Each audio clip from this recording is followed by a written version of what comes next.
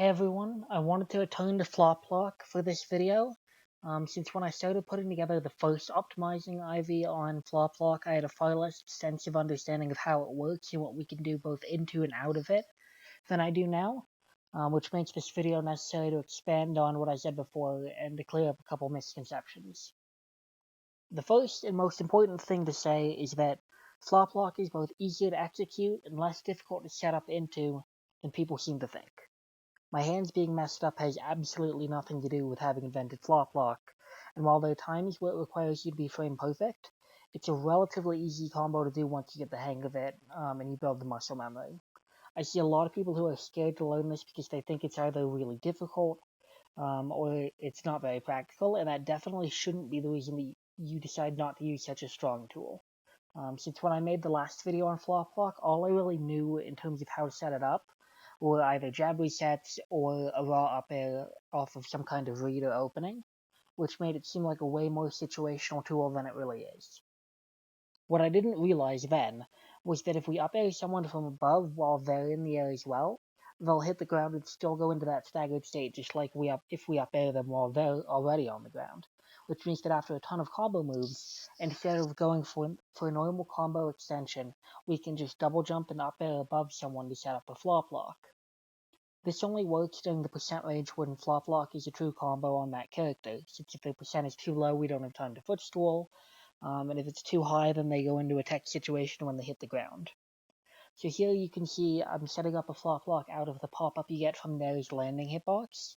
but this works for really anything that pops up and keeps your opponent relatively close. So stuff like dash attack or down throw on DI down and in, up tilt, the pop-up you get from sweet spot dare, sour spot fair against an aerial opponent, and in some situations, we can even set up an aerial footstool and then up air the opponent into the ground, if we're both high enough in the air that we can hit them before they touch the ground, and the character is floaty enough for the up air to connect after a footstool.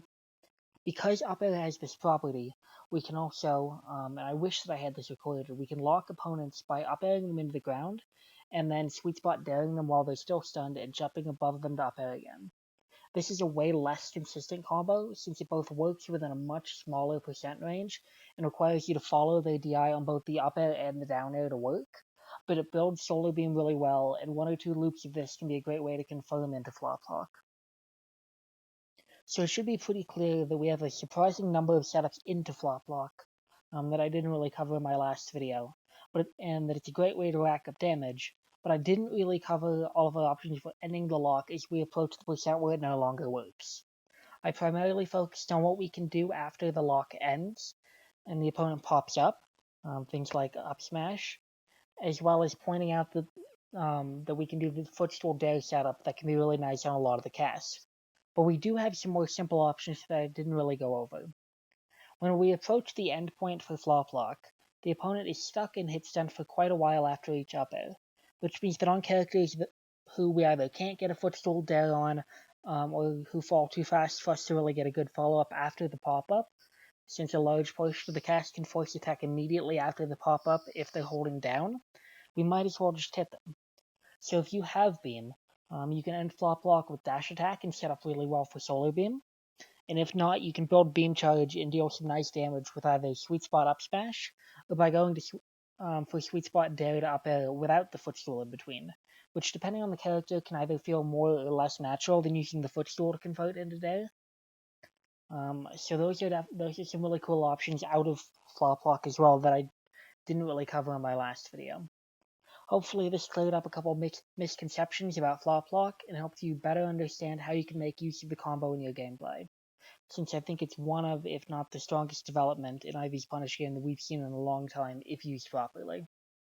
Thanks, and as always, I hope you enjoyed.